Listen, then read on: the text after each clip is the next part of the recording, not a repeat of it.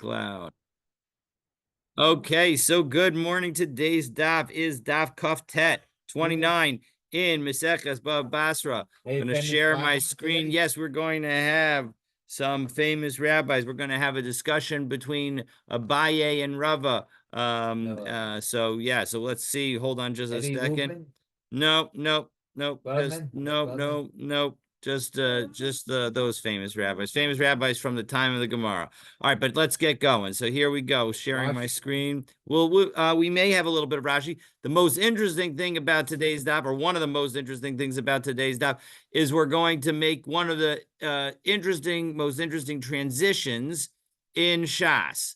Today we go from learning Gemara with Rashi, who is a master of brevity, to learning with Rashbam, Rashi's grandson, who is a little less so.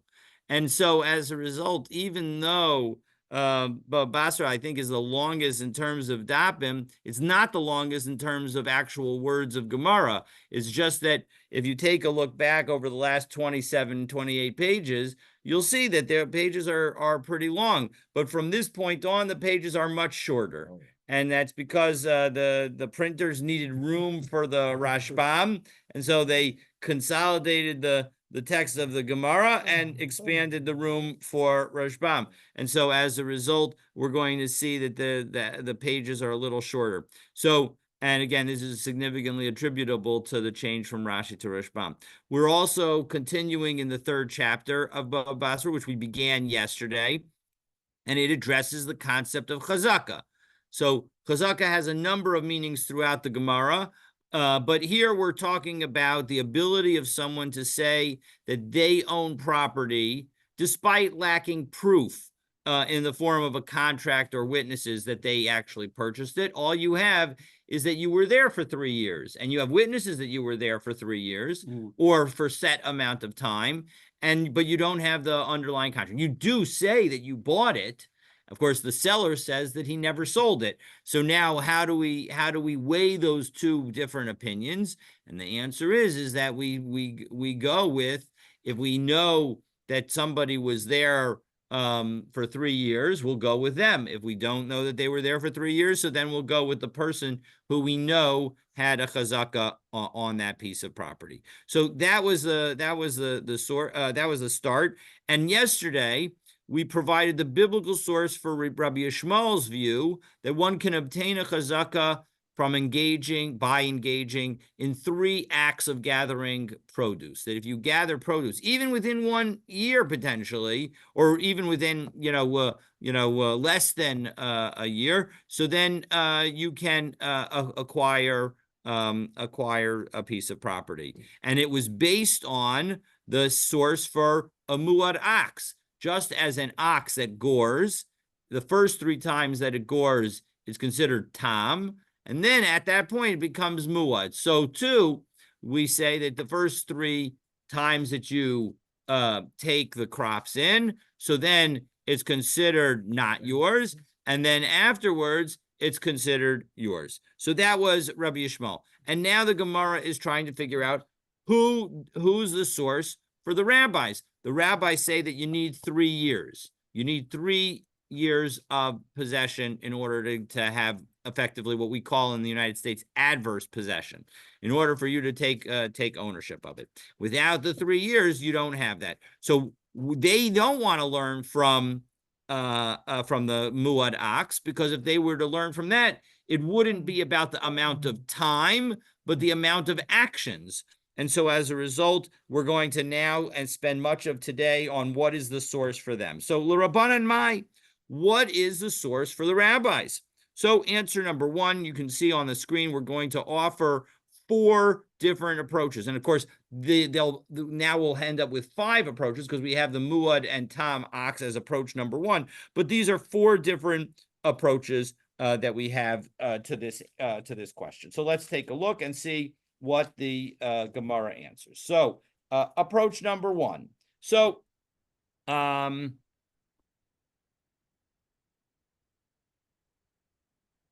okay. So Amar of Yosef, Kruxiv, we can focus on the following verse. Sados bekesef yiknu, v'chasuv b'sefer v'chasom. that you should buy fields for money, record the transaction in a document, and sign it. Now, what is this talking about? This is Yirmiyahu telling the people in the second to last year. Rashi tells us, if we take a look in Rashi 1, 2, 3, 4, 5, 6, 7, 8, 9, 9 lines up from the bottom of Rashi on Kaf Chet Bet. If I didn't say so, we picked up at the fourth to last line on Kaf Chet Bet. Sharei Navi Omid Be'eser Umazir al Achadesrei. Well, one second. Let's read that. Okay, so let's read that next line. Shaharei Navi Omed Be'eser, because Yirmiyahu the Navi was standing in the 10th year, and we'll see that it's of Tzidkiyahu's reign. Umazir al Achadesrei, and he was warning about the 11th year. So let's take a look now in that Rashi. Yirmiyah B'shana Hasirit L'Tzidkiyahu. In the 10th year of the rule of Tzidkiyahu's kingship, that's what we're talking about. And the Dala takes us to Hayad,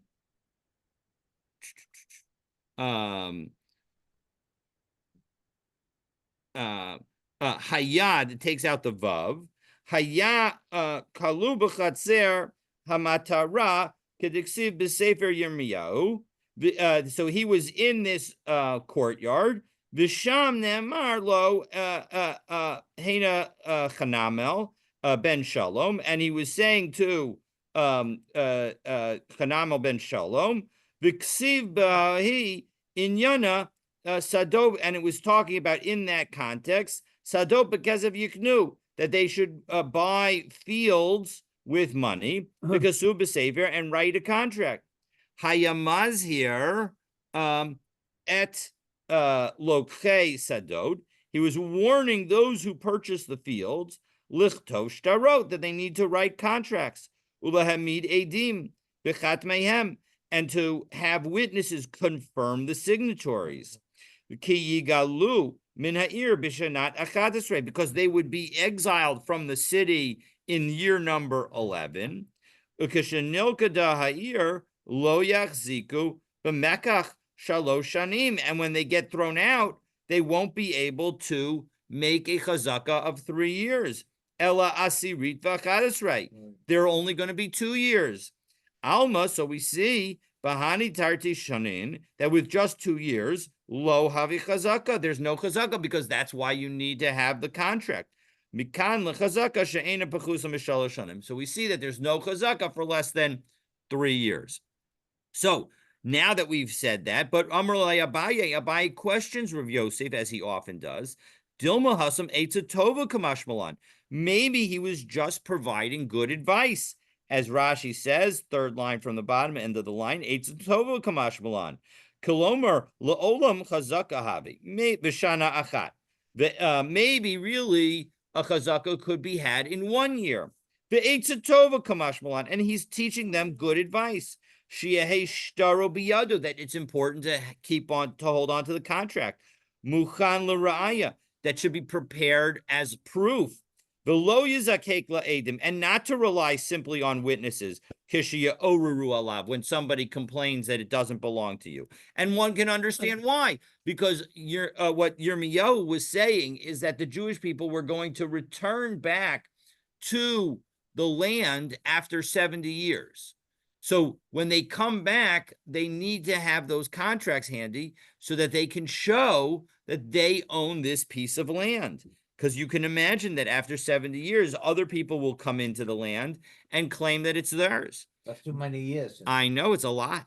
De'ilo temahaki, because if you don't tell me, as we turn to Kaftet Amud Aleph, because if you don't tell me that this in fact is just good advice, listen to these other words. These words were written a couple prakim earlier in Meseches Yirmiyahu. Benu batim, and this is a message that Yirmiyahu sent to those in exile. Benu batim, v'shevu v'nitu ganos, v'ichlu es piryan. You need to build houses and settle, and plant gardens and eat the fruit. Meaning, you need to set up communities now, because you better believe that we're all going to be running away and we need your help. We need those kind of Nevi'im now to tell us where we should be running and where we should be going. All right, so my kamar. So what was he telling them? Ella Eitzah Tova Kamashmalan. Obviously, this was just good advice. So Hachinami, Eitzah Tova Kamashmalan. So here too, this is good advice. And Teda, you should know that it has to be good advice because Diksiv Unisatem Bechli Cheres Lemanya Amdu Yamim Rabim. Yirmiyahu also tells the people who are writing these contracts that what should they do with them? They should put them in an earthenware jar in order to preserve them for the 70 years. So again, that's clearly good advice. There's no legal requirement for them to be stored in earthenware vessels, but rather that's how you make sure to preserve them. So Ella Amarava, Shata Kamaisa Machil Inish, Tarti Machil, Tlas Lo Machil. No, the issue according to Rava. So Rava is going to give three different efforts. Abaye is effectively going to help Rava refine his approach, and we'll see where Rava ends up. But first approach is he's mochel. For 1 year, he'll be mochel. You know, if you're in my land for 1 year, I'm like, all right, I'm a nice guy. I'll let him just be there, etc. 2 years, okay, I'm a nice guy. But 3 years, no way, Jose, as they say. So Amar Le Abaye. Abaye says, well, in second, Elamayata ki hadra ara. Well, in second. Now, what happens when you eventually come and complain? So you own the land. I was in there year 1. You didn't say anything. I was in there year 2. You didn't say anything. I was in there year 3. And you're like, hey, off my land at this point already. Now, what do I have to, do I owe you anything? I say, oh, well, I was here and I thought that it was mine. Do I owe you anything? Yes, I do. I do owe you something. Tehader levar mi payre. So 1 second. Abaye's question, I should have finished the next line. Abaye's question is, let it go back without payment. Meaning, if you were waiving your rights to the fruit, as Rava was saying, why do I have to pay for them? I shouldn't have to pay for them. And yet, Alama Amar Rav Nachman, Hadra Ara, V'Hadre Peri, that when I have taken that possession for 2 years, and now you complain, and I have to give it back to you, not only do I have to give you back the land, but I have to pay for all the fruit that I ate. And so as a result, but I shouldn't have to pay for it if you waived it, meaning if there was a full waiver. So Ella Amar Rava tries again. So, and the new approach, and or a slightly refined approach. And he says, Shata Kamaisa Lo Kapidinish. No, it's not that the person's waiving, it's he's not going to object. And it's the delay in objection. But the objection is not a waiver. So for 1 year, he's not going to object. Tarti Lo Kapid. He's not going to object for 2 years. Tlas Kapid. But when it comes to 3 years, he's going to object. So Amar Le Abaye, Ella Meata, if you're talking about what is a typical person going to object to. So Kagon Hani Debe Bar Elisha, El Yashiv. There was this family. There's this home of the house of El Yashiv. The people in that El Yashiv home, the Kapte Afilu Aman de Chalaf Amitzra do. They would get upset if somebody just even walked along the border of their home, of their property. They objected to anything. You step 1 foot into their property, they would object immediately. Well, then, hachinami de la alter havi chazaka. For somebody like that, we should say that they should get a chazaka immediately. And if you say that hachinami de la alter havi chazaka, and if you tell me that in fact earlier we will give that person chazaka, v'chitema hachinami, v'chitemi hachinami, and you tell me yes, in fact we'll do so, im kein nasata dvarecha l'shiurin, then everybody has their own shear, and you'd have to calculate for each person individually how long it is that they need to wait. That they have until they lose the property because they didn't object. So that can't be it. So as a result, Ella Amarava, Rava offers a third and final and fourth approach. Ella Amarava, Shata Kamaisa Mizdahar Inish Bishtare. For 1 year, a person holds on to their contract. Tarte Utlas Mizdahar. 2 years and 3 years, a person's careful. Again, they're not going to lose their contract. Tvei lo mizdaher. Longer than that, they are going to be careful. And so as a result, If after 3 years you don't have your contract any longer, we're going to be lenient and say, okay, we understand that you don't have your contract any longer. But for your first 3 years, you're an average guy. You should be able to keep your contracts in order. So that's how we understand. Now, Abaye is still going to question this, but this time Rav is going to have an answer. So Amrle Abaye says, Elamiyata mecha shelo b'fanav lo tehavi mecha. Well, 1 second. If in fact that the whole point is that when somebody complains, so that tells the person that you better hold on to your contract. Well, then why do we allow, again, Stan's the original owner. I'm in there for now 3 years. And in year 2, Stan complains to Mark and says, Mark, David is in my property, and that's terrible. He doesn't have any right to it. I never sold it to him, etc. And so now, and we say that is considered a valid macha. That's a valid protest. And now that you've protested, I have to hold on to the property until 3 years after your protest, at least, or at least I can't just at the end of that 3 years, I can't say, well, I lost my contract, because your protest in the middle, even though it was to Mark and not to me, is considered a protest, and I have to therefore hold on to my contract for longer. I have to be careful about my contract. But why should that be the case, Abaye asks? Why should you, Stan, be able to complain to Mark? You should have to complain to me. De Amarle, because I should be able to say to you, if you had complained directly to my face, so hava mizdarna bishtari, I would have been more careful with my contract, but you didn't, so now I'm not. So the Gemara answers, no, de amar le, because the owner can say so you could say back to me, if I say that, chavracha chavra islay, v'chavra de chavrach chavra islay. You've got, your friends got friends, and your friends of your friends got friends, meaning if I say something, somebody is going to talk and share with you the fact that I complained, because your friends want you to know that I've complained, because that's why, that way you'll know to hold on to the contract. And so as a result, we're going to say that you do, in fact, have to, that a macha, a complaint that Stan makes directly to Mark and not to me, even though I'm the one who's occupying his land, is considered a valid complaint. So now that we've done that, we're going to offer 2 qualifiers to the requirement to obtain a chazaka. What difference does it make to hold this from this point another 3 years? This person, the original owner, has already complained to the squatter within the 3-year period. So the squatter loses his chazaka, right? Correct. He loses his chazaka. The question is which we have not yet addressed, and I think we will address it, is what happens if he then, after that initial complaint, now holds it for 3 years post that complaint. Do we say that you have to complain every 3 years, or is one complaint sufficient? I think that you may need to complain every 3 years, because otherwise I could say, no, I bought it from you right after that complaint.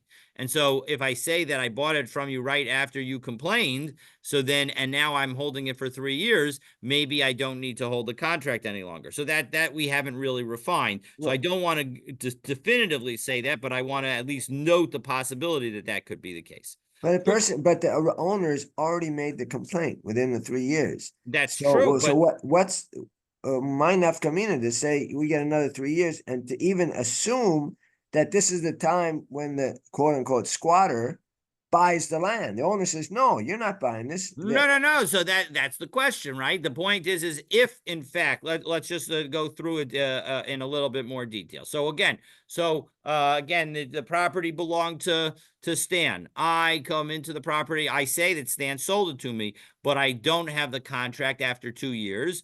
And Stan complains in year number 2, and so I lose the property. It goes back to Stan, irrespective of whether I bought it or didn't buy it. One of us is probably lying. If I did buy it, Stan's lying. If I didn't buy it, then I'm lying. But the bottom line is, irrespective of who's lying, the rule is because I don't have the contract and I don't have witnesses, I need to give the property back to Stan.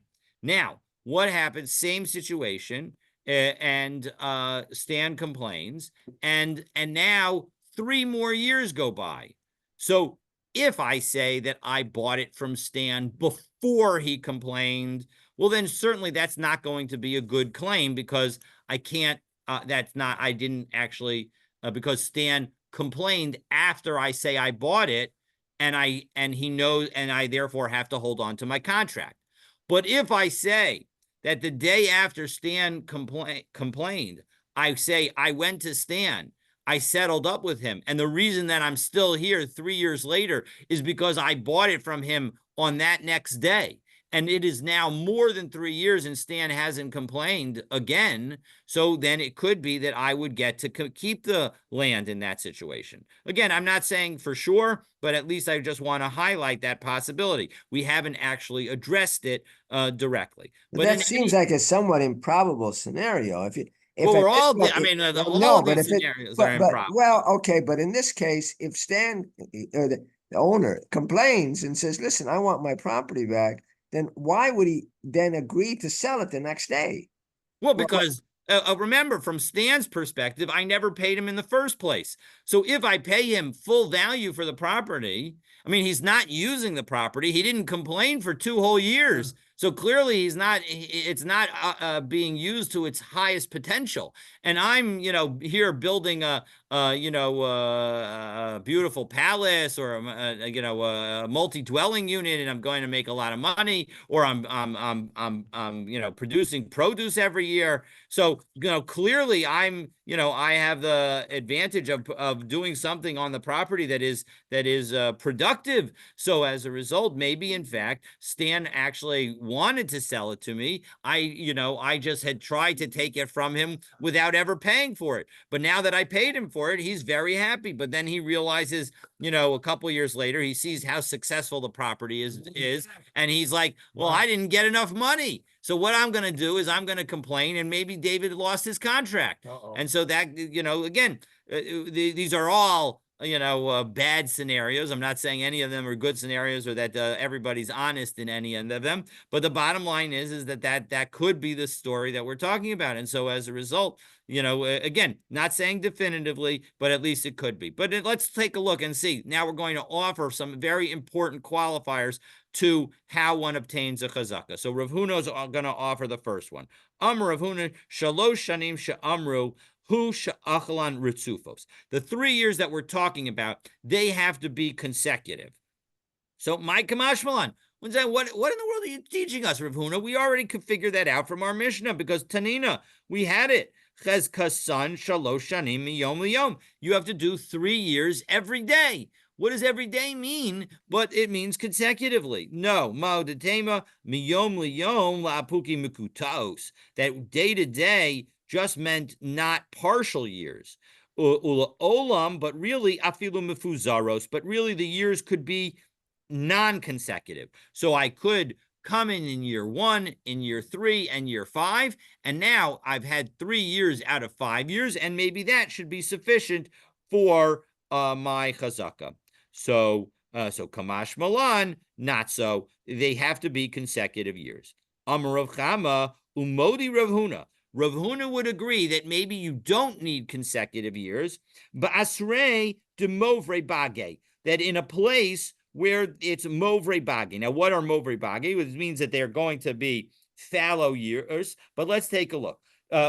Top line in Rashbam, again, we've now changed to Rashbam. You can see already on the first page, lots of Rashbam. So end of the top wide line in Rashbam. But Asra de Mavre Baga, b'makom shenoagin lizroa shana ulahovir shana, in a place where they have a custom to plant for 1 year and then leave fallow the next year, shalola hakish es hakarka, so as not to weaken the productivity of the land, daha achzikba because now, if you actually plant every other year, you're doing what everybody in that place does. Umiu shana shehubra ena ola lecheshbon. But the year where you're not actually planting, that will not count towards your years of possession. Lecheshbon shalosh shnei chazaka. It won't count towards the calculation of the 3 years. V'tzarech lishmor shtaro yoter mishalosh shanim. And so as a result, you need to watch your contract for more than 3 years. Ad sheyilkot shalosh shanim, until you have 3 collections of crops. V'itan idak, and if the other one claims ani bati betoch shalosh umatsati saderekam, hey, Stan comes and says, well, I came within the 3 years and I saw it happened to be the year that everything was fallow. And so as a result, you weren't working in that year, in that year. And so as a result, I didn't bother to complain because I know that you need 3 consecutive years. And so as a result, shouldn't I be allowed to say that and get away without it? And that's why I didn't complain, Stan says. So Matzi Amrle, the occupier, can say, you still had an obligation to complain. Even though I didn't plant it. I was doing the plowing and I was fixing the field, meaning even when you leave a field fallow, there's work to be done on the field. Sha'akar hakatzir, that needs to happen after the collection of the produce. V'hayalacha lahavin shebishvil shelo lahakish kocha lo chafatzti lizara kemin haksados ha'ir.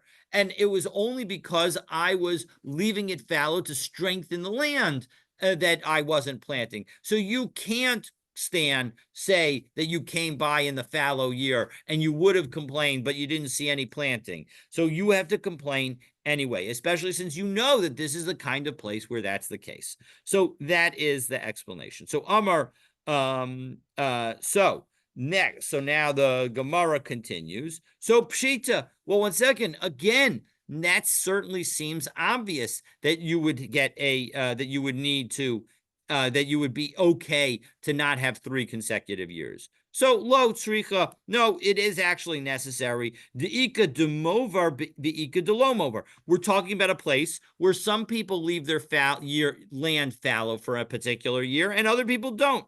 V'hai gavra movra, and this guy left his field fallow. Mao detema. What might I have thought?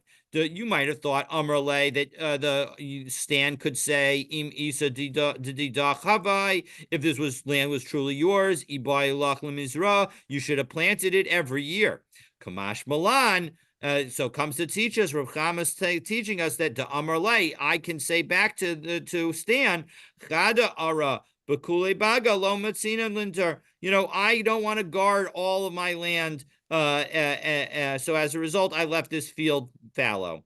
Vinami, this is the good way for me to plant the abda because it produces more in the next year, and so as a result, it's more efficient. So bottom line is that I have justification, and as soon as I have justification for not planting every year, it is a totally valid for me to get a chazaka without years that are not necessarily consecutive. Tanan. So now we're going to ask a question on, again, Rav Huna's ruling from our Mishnah. Tanan. But doesn't chazaka have to do with taking possession of the land, not necessarily using it? So how does this argument seem somewhat specious? Because to say, I have to plant. If not, he's put something. He's put a scarecrow there. He put a house there. But to say that he has to plant, he's got a fence around it. So yeah. So the question is how much usage is sufficient? And you're absolutely right that it may be as an alternative if he had done something like put a fence around it or done something like that, then he would get the chazaka sooner, or get it even for a year in which he left it fallow. You're absolutely right. We are assuming that he did nothing else. And so as a result, that's the basis. And so the point is that if you do very little or only work it, break up the ground, and so as a result, it's a minimal step. is that going to be sufficient? And the answer ends up being that it's sufficient for you to count it, to have it not be non-consecutive, and so you won't have violated Rav Huna's statement, but it's not enough for you to count towards one of the years of chazaka. That's where we end up. So, but now, Tanan Chezkas Abatim, we have a question about houses, because when it comes to the houses, who knows who's in your house? In the daytime, people know who's in your house or who's going there. But at night, is there anybody who could testify? So Abaye and Rava each offer an answer. Abaye Amar Manda Masid Abatim Shibave. Who testifies about houses? Neighbors. Shibave Meda Yade B'Mama Valelia. Your neighbors know whether you're home at night, in day or night. So that right, they know what's going on. Rava Amar, no, you don't have to even go that far. Could go into Asu Beitre. We could talk about two people who come in, the Amre, and they say, Anan Agrinan Mine, we rented it from the guy. So as a result, the Darina Beitlas Shanin Biyamama Valelia, and we were living there, renting from the new owner for 3 days and 3 years of days and nights. So Amrle Rav Yemer Rav Ashi, 1 second. Hani Nogan Beidusan Hain. These witnesses who come to testify, that Mark and Lori, Mark and Ken come and testify that they rented the property from me for 3 years, and they were living there, the house from me for 3 years, and they were living there day and night. And so as a result, I have a chazaka that I bought it from Stan. But they are no geya bedavar, because the ilo amri hachi. Because if it turns out that they don't testify, and now it turns out that it goes back to Stan, Amrinan lahu, we're going to tell Mark and Ken that Zilu Havule Agar Bisid Lahai, you have to go pay your rent to Stan. And any money that you paid to me, you'll get back because I didn't really own the property, but maybe I'm judgment proof. And so as a result, you won't be able to get your money back. So as a result, you have a big incentive to say that it belongs to me.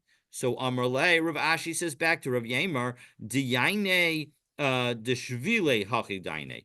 Only a judge that is lesser, that is lower down, would come to such a conclusion.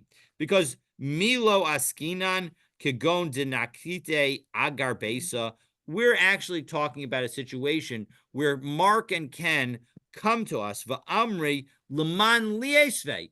Who should we give the money to? Meaning, we can address your concern, Rav Yemer, very simply. There's a simple modification to the case that we can understand it. And so as a result, we need to give Rava the benefit of the doubt that that's what he was talking about. So Amar Marzutra. So what are the medium here? They're saying that we rented this from. We rented okay, it. But they've got they weren't there at the time of the signing of the star. So how can they testify that the property was actually bought and sold? They are not testifying that the property was bought and sold. What they're testifying, you and Mark are coming to court on my behalf and testifying that I was the one who rented it to you. Now, you haven't yet paid me, and you come to the court and you see that Stan is complaining, yeah. and you come to the court and you say, okay, court, you tell us who to give it to. And the court says, okay, well, tell us, did you think that you were renting it from David for 3 years, 3 full years, days and nights? And you say, yes, absolutely. We thought it belonged to David. We never heard that it belonged to Stan after the date that we heard about it. And so then I go around and I tell, well, listen, Stan, I now have a chazaka that I was effectively the property owner of this property for the last 3 years. And so because I now also claim that I bought it from you, I just lost my contract, because you, Ken and Mark, both of you testified that in fact you were renting it from me the entire time, even though you hadn't yet paid me at all. Because if you paid me, then obviously, again, you'd be interested in the matter. And so as a result, you wouldn't be allowed to testify as witnesses, but you have not yet paid. And so you were telling the court, that's what David told us. And so as a result, the court now says, hey, okay, we believe David, that he actually bought it, that he lost the contract, and we're going to allow David to keep the property because we now show that David effectively took the property away from Stan and held on to it for 3 full years, days and nights. Iachinami, but there's no raya. Yes, These that's what a witnesses, chazaka there's does. no, but there's no raya from these witnesses. Normally, Yes. the witnesses, if the witnesses provide a raya that there was a purchase, they were there, they signed the contracts, they were there, that, but all they're testifying is that we assumed that he had it and he was the owner, we're renting it from him. But there's no raya here from these Adim that there was ever a sale. 100%. Without a contract, we can rely on witnesses. You take a shavua, not whatever. No. But if there's no contract and there are no witnesses, there's no sale. Yeah, this is the fundamental point. I am so glad that you were raising this because that's exactly what chazaka does. I no longer need to prove anything about the sale. As long as I can prove that I was viewed as the owner for 3 full years, days and nights, and I occupied it, and Stan didn't say anything, as long as I claim there was a contract, and as long as it's been 3 years, I win the case. That's exactly right, Ken. 100%. You're absolutely right that you and Mark are not testifying about the underlying sale. You're testifying that for the last 3 years, it was occupied by somebody who wasn't Stan. And Stan does not claim that he rented it to you. And you say, I have no idea who this Stan character is. And so as a result, you have facilitated my ability to say that I have held the property for 3 years. And once I've held the property for 3 years, if I combine that with a claim that I purchased it, Stan is up the creek without a paddle. There is just no way he is going to be able to take it away from me because I'm considered the muhsak in the property. You're absolutely right. That's exactly the importance and power that chazaka has. Now, again, it's a dangerous power, and that's why we're limiting it in various ways. It's got to be consecutive. It's got to be, in public. That's what we're going through right now. This parak is going to highlight all of the methods that we have to limit this power of chazaka because it's extremely powerful. Because now all of a sudden, without underlying witnesses of the underlying sale, I am going to end up being called the owner of the property. So next qualification, Amar Mar Zutra. And again, we are now second to last line on Chavtet Amud Aleph. Amar Mar Zutra, if the original owner claims, Lacey Trey Sahadi de Asuhude lay, he doesn't have 2 witnesses, the Darbe Tlashne Bimama Valilia, that he was there all day and all night, because I know that I was there on some nights and he wasn't there. So then what do I need to do? So as we turn to Chavtat Amud Bet, Umodi Marzu, that in fact, Ta'anate Ta'ana, his claim is a valid claim, meaning that I will have to bring, if he says, I know that you weren't there on Tuesday, January 23rd of 1983. I guess we're now in 2024. So of 2022. And so therefore, you do not have 3 consecutive years because I was there and I went to there and saw that there was nobody there. And so as a result, I haven't bothered to complain. I will need to bring witnesses that in fact I was there on that particular night. It's not enough for me to be able to say, well, he was there generally. I need witnesses with particularity in that case. Okay, so that is what Mar Zutra is saying. So who's making this claim? So again, Stan is original owner? The original owner, correct. The original owner is saying, you weren't there for 3 full years. You missed the night because I was there, or I saw that, I saw, or I have witnesses that saw that you weren't there, something along those lines. And so as a result, I now need to, it can't be with witnesses. If he had witnesses, so then I wouldn't have, then he would win the case. But he's just making the claim that he wasn't there, or he heard that I wasn't there. So now all of a sudden I need witnesses on that for that particular night. Umodi Mar Zutra, but Mar Zutra will admit that I don't need witnesses I'm sorry, that I don't need, that he'll admit that I don't even need, that Stan doesn't even need to make that claim. Berochlin hamachazirin ba'ayarot. That when you have, if Stan is a traveling salesman, the aval gav de lo ton, even though he doesn't make that claim, ta'inan le anan, we're going to make that claim for him. Because look at Stan, poor Stan, he's traveling half the year. He's not home half the year. So as a result, maybe it was only when he was home that the person was in the property. But for some night that he wasn't around, the guy went away because he figured, well, the cat's away, the mice will play. So he doesn't need to be there any longer. So we're gonna make the claim on Stan's behalf in that situation. Umodi Rav Huna, and Rav Huna would admit, when it comes to not whether he needs 3 years consecutively, when it comes to a storefront in Mechoza, which of course these Mechoza stores, they're open during the daytime. They're not open at night.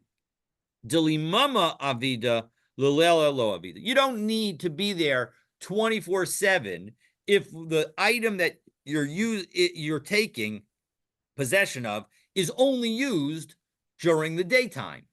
So as a result, and when it comes to a place like that, you don't need 3 years consecutive. You can have 3 years of just daytimes. You don't need it to be every moment of every day. So those are the two admissions, and now the Gemara shares a story in which these rules were applied. So let's so this refers to the people who have occupied the house. They can say, I don't have to be there day and night, and they can also say they can be peddlers. Refers to no. The peddlers refers to Stan. That refers to the original owner. The Mechoza, and you don't have to be there day and night, that refers to the occupier. So the occupier only needs to be there when it's expected that the property is going to be used. When it comes to the original owner, will make the complaint and say, you need to prove, you occupier, namely me, if I'm the occupier in this case, you need to prove, occupier, that you were there every day and night, specifically the nights when the traveling salesman was away on business, because the traveling salesman had no opportunity to know whether or not you were there. And so as a result, we'll make the complaint on their behalf. And so I would need to make that proof in order to be able to take the adverse possession. But even before that, Marzutra, if he claims the person who was living there, the possessor, right? No. If the original owner makes the claim, Marzutra is saying if the original owner makes the claim and says that you need to bring witnesses that you were there on Tuesday, January 23rd, right. 2022. So then, yes, then I, as the occupier, will need to bring proof of that. Right. So that's the occupier had to be there for 3 years. Correct, because we're presumably not talking about a storefront. A storefront doesn't need to be day and night; it only needs the daytime. That's the Modi Rav Huna would agree that it's talking. So he tells the possessor, you have to prove that you were there 3 days and 3 nights. That's the original Marzutra statement. Correct. That's the original Marzutra. And the second Marzutra, the Marzutra admits that even when the original owner doesn't make that complaint, will make that complaint on the original owner's behalf if he's a traveling salesman, and therefore wouldn't have been able to think of the complaint, because of course he doesn't know the complaint can't be baseless. The complaint has to be that Stan knows and says, I know that you weren't there on that January 23rd. And so as a result, that's when Stan will be able to force me to prove it.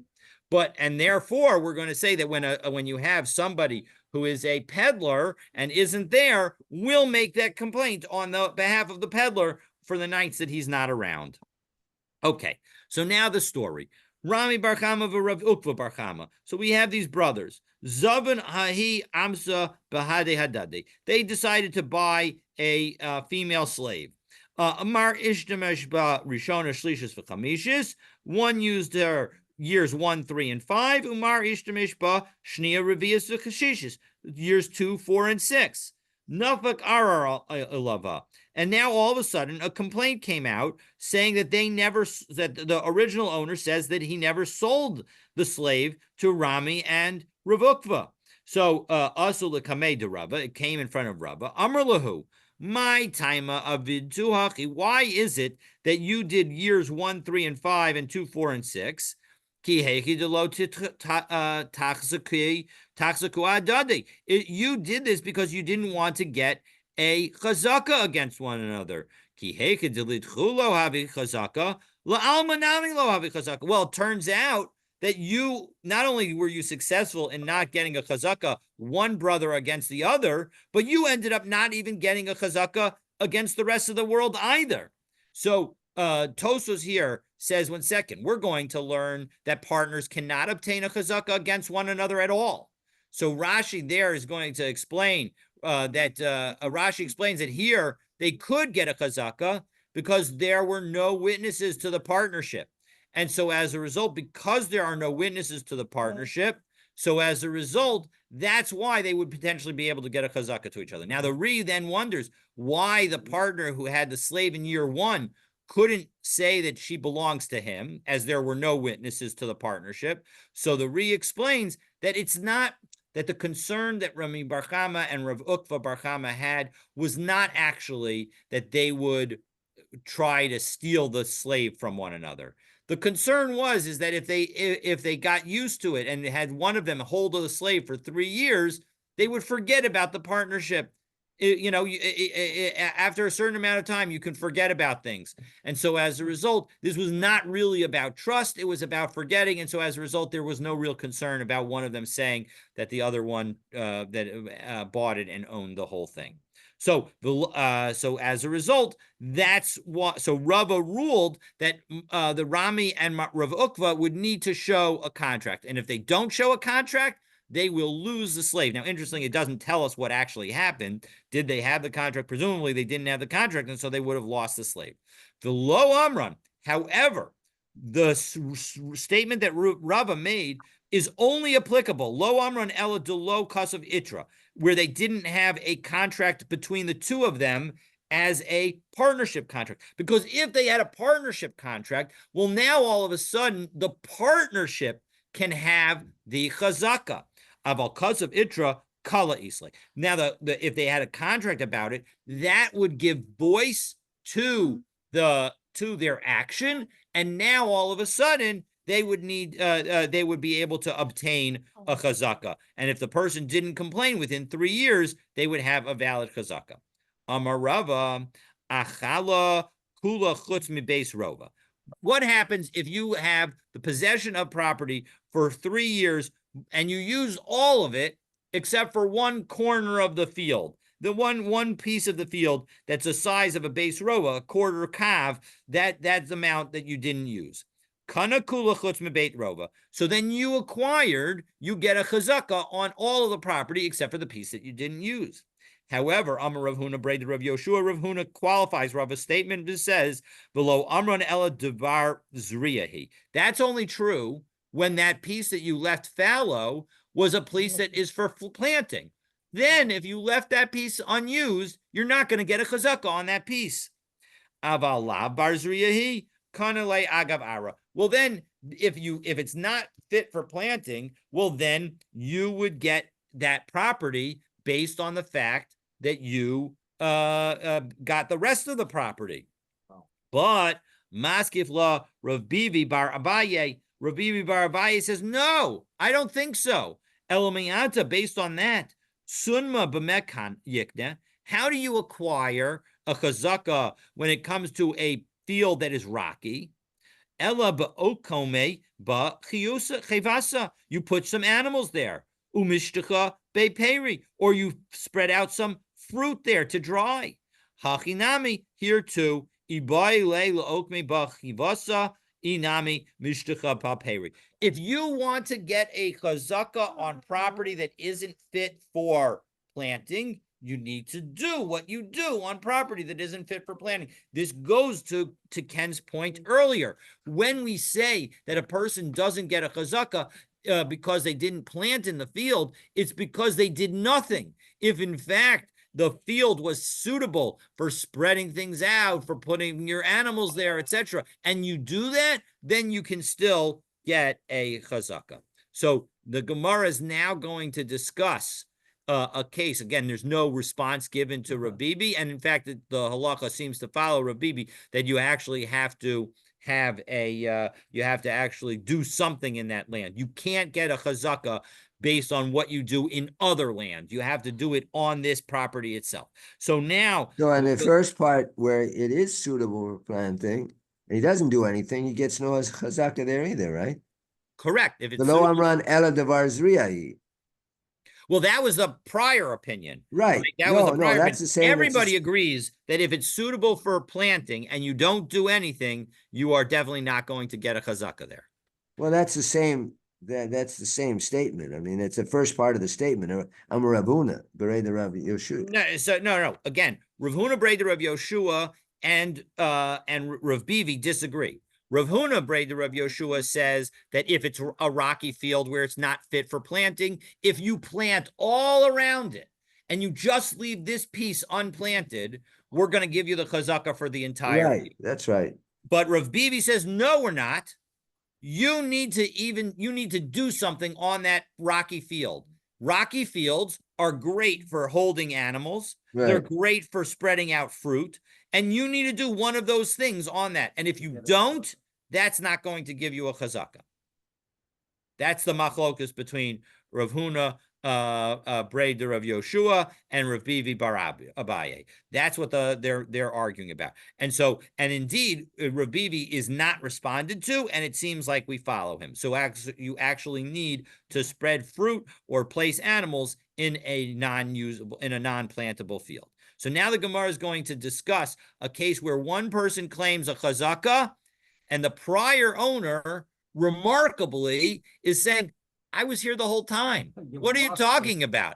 You were living in the upper floor. I was living in the lower floor. I was living in the basement. I was living on the inside. You were living on the outside. I was here. I was in my safe room the entire time. Yeah. So how do we deal with that? For that, you're going to have to stay tuned for tomorrow's daf. Wishing everybody a fabulous day. Thank you. Thank you. Yes, I'm waiting. Right. Bye, everybody. Yes, I will wait and hear you.